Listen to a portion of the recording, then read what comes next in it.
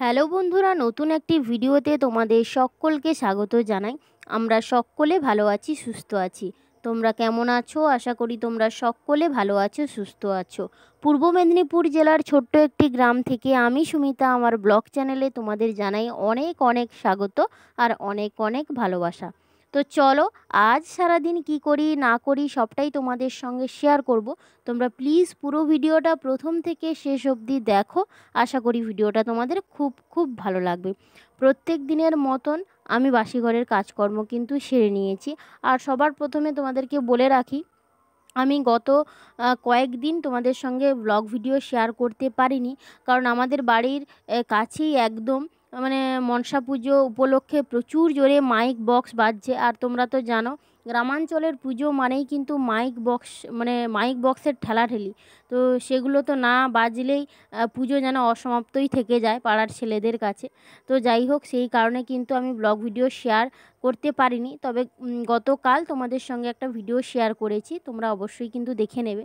তো যাই হোক, তোমাদের সঙ্গে কথা বলতে বলতে আমি দেখো স্নান টান সেরে মানে কাজকর্ম কিন্তু শেষ হয়ে গেছে। জামা কাপড় ধুয়ে নিয়ে এসে মেলে দেওয়ার পরে স্নান টান সেরে দেখো পুজোর জন্য ফুল তুলছি। আর আজকের ফুলটা কিন্তু অন্য জায়গায় তুলছি, তোমরা ভিউটা দেখে বুঝতে পারছো।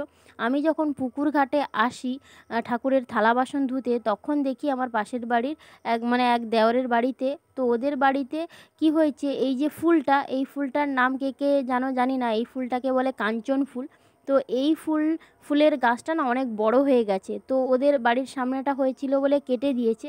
তো আমি সঙ্গে সঙ্গে কিন্তু ফুল নিয়ে চলে এসেছি। আর যেহেতু সাদা ফুল, কাঞ্চন ফুল, তো সেই জন্য এটা কিন্তু হরি ঠাকুরের কাছে দিলে ভালো। আর গোপাল ঠাকুর, মানে প্রায় ঠাকুর আমাদের বাড়িতে যেসব ঠাকুর রয়েছে সাদা ফুলেই কিন্তু সব সন্তুষ্ট। তো যাই হোক, দেখো ফুল তুলে নিয়ে এসে পুজোর কাজে চলে এসেছি।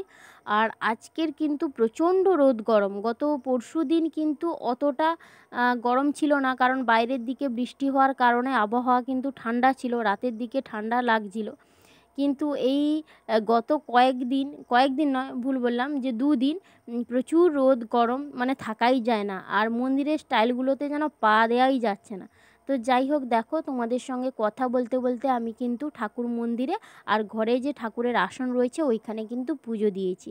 আর দেখো, যেহেতু গোপাল রয়েছে, শিব ঠাকুর রয়েছে, তো লক্ষ্মী ঠাকুর রয়েছে, সবার কাছেই কিন্তু কাঞ্চন ফুল সাদা সাদা দিয়ে দিয়েছি।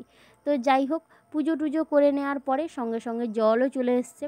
আর এখন বাজে কিন্তু 7:45। আমাদের কিন্তু 7:30টার সময় জল আসে, তবে আজকের 15 মিনিট লেটে এসেছে, কারণ কারেন্ট বারবার চলে যাচ্ছে। তো সেই কারণে অন্য জায়গায় ছেড়ে তারপরে আবার আমাদের জল ছাড়ছিল, তো সেই কারণে কিন্তু একটু লেটেই জলটা আসলো। তাই জন্য আমার ঠাকুর মন্দিরে পুজোও হয়ে গেছে।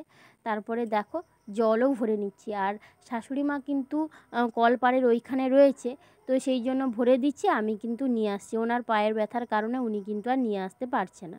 তো যাই হোক, জল টল ভরে এখন দেখো চায়ের আড্ডা বসেছে। তো সবাই এসছে গল্প করতে। আর গ্রামের মানুষদের এইটাই কি জানো তো, সবাই মিলেমিশে থাকতে পছন্দ করে, বা সবাই একসঙ্গে খাওয়া দাওয়া বা কোনো কিছু হলে সবাই একসঙ্গে একটু টেস্ট করা, এইগুলো কিন্তু গ্রামাঞ্চলে হয়ে থাকে। শহরে কিন্তু এগুলো হয় না। তো যাই হোক, সকালবেলা তো শাশুড়ি মার সঙ্গে তাদের বন্ধুদের সঙ্গে মোটামুটি চায়ের আড্ডাটা হয়ে গেল। তারপরে আমি দুধ আনতে গিয়েছিলাম, তো দুধ টুধ নিয়ে চলে এসেছি। আর এখন দেখো, ঋদ্ধিষকে কিন্তু আমি টিফিনটা খাইয়ে দিয়েছি। তো ঋদ্ধিষের সঙ্গে খেলবে বলে ওর এক দিদি এসছে। তো দেখো, ও কিন্তু ওই যে দূরে পেছনে আমার দাঁড়িয়ে রয়েছে। আর আমি দেখো এখন সবজিপাতিগুলো কিন্তু কেটে নিচ্ছি। আর আজকে দুপুরে বিশেষ কিছু রান্না হবে না। তো যাই হোক, কী রান্না হয় না হয় তোমাদেরকে তো দেখাবো। আর এই যে পুঁই শাকটা না, এই পুঁই শাকটা কিন্তু আমাদের বাড়ির পুঁই শাক, তাই জন্য অনেকটা পুঁই শাক কিন্তু কেটেছি। তো কুমড়ো আলু পুঁই শাক দিয়ে একটা তরকারি হবে। তো চলো সবজিপাতিগুলো কেটে নিই, তারপরে রান্নাবান্নার দিকে যাব।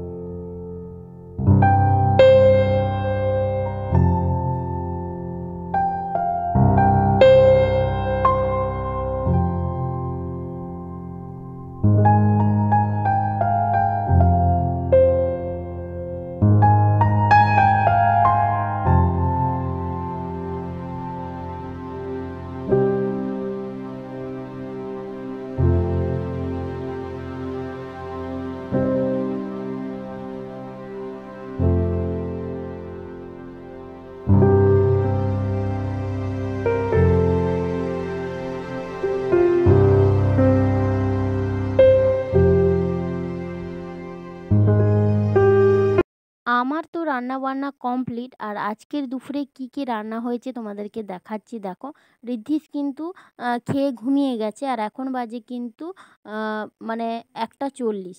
তো এখন খেতে বসেছি। দুপুরে হয়েছে ওই যে বললাম, কুমড়ো, আলু আর পুঁই শাক দিয়ে তরকারি, আর এই দিকে রয়েছে আলু আর মাছ দিয়ে একটা ঝাল, আর এই দিকে রয়েছে আম। তো দুপুরে আর বিশেষ কিছু রান্না বান্না করিনি, তো এই দিয়েই খাওয়া দাওয়া করেছি। তো খাওয়া দাওয়ার পরে দুপুরে একটু শুয়েছিলাম আর শাশুড়ি মাও কিন্তু শুয়েছিল। তো যাই হোক, ঘুম টুম থেকে উঠে ঋদ্ধিসকে ফল টল খাইয়ে দিয়েছি। আর ওকে দেখো কি অবস্থা, মানে ওর ঠাকুমা বাইরে ধান রোদে দিয়েছিল দুপুরবেলা, আর এখন ভরছে। আমি এখন ধান কুটোতে নিয়ে যাব, মানে ধান থেকে যে চাল হবে ওই মেশিনে ভাঙাতে নিয়ে যাব। আর ও ও কী করছে ওর ঠাকুমার সঙ্গে, দেখো বস্তার মধ্যে ধান ভরছে, আর ও কিছুতেই ধান ভরতে দেবে না বলে বস্তার ওপরে উঠে বসেছে। তো ওর ঠাকুমা তো পারছে না, তো সেই কারণে আমি কিন্তু এসে আবার বস্তাটা এক সাইড করে দিলাম। আর ওই যে ধান থেকে গুঁড়ো থাকে, তো সেই ধানের গুঁড়োতে যদি হাত বা গা লাগে না, তো মানে সারাদিন চুলকানি হয়। আর ও তো এগুলো বোঝে না, ওকে যতই আমি নিয়ে আসি না কেন ততই বারে বারে কিন্তু দৌড়ে দৌড়ে ওইখানে যাচ্ছে। তো যাই হোক, দেখো ওকে কিন্তু আমি সরিয়ে দিয়েছি। আবার তোমরা দেখো, আবার দেখো গিয়ে আবার বসে পড়েছে। আর এইগুলোই কিন্তু রাতের বেলা ঘুমোতে যাওয়ার সময় আবার চুলকাবে। তো যাই হোক, বাচ্চা মানুষ, মানে বকেও কিছু হবে না। তো সেই কারণে আমি কিন্তু ওকে মুছে দিলাম, না হলে এগুলো কিন্তু চুলকাবে খুব। তো সাইকেলটা বের করে রেখেছি, তো এখন ধান ভাঙাতে যাব। তো চলো ধান টান ভাঙিয়ে নিয়ে আসি। ধান টান ভাঙিয়ে নিয়ে আস্তে আস্তে তখন কিন্তু 6টা বেজে গিয়েছিল। আর এখন তো 6:30, 6:40 নাগাদ সন্ধ্যা হয়ে যায়। তো এসে একটু বসে আমি কিন্তু মানে ঘরটর ঝাড়ু দিয়ে সন্ধ্যাবাতি দিয়ে দিচ্ছি, দেখো। তো তোমাদের সঙ্গে একটা কথা শেয়ার করছি। তো আমি গত 2 দিনের যে রাতের ভিডিওটা, সেটাই কিন্তু আজকের এই ব্লগে শেয়ার করব। আমাদের বাড়ির কাছে যে মনসা পুজো হয়েছে তোমরা তো জানো। তো সেইখানে কী কী অনুষ্ঠান হয়েছিল, একদিন হয়েছিল বাচ্চাদের অনুষ্ঠান, আর একদিন বড়দের অনুষ্ঠান। তো চলো দুটো দিনের যে অনুষ্ঠান সেটাই তোমাদের সঙ্গে এখন শেয়ার করছি। আর ভিডিওটা সবশেষে দেখে কিন্তু তোমরা জানিও কেমন লাগলো, আর ভালো লাগলে অবশ্যই চ্যানেলটা সাবস্ক্রাইব করে পাশে থেকো।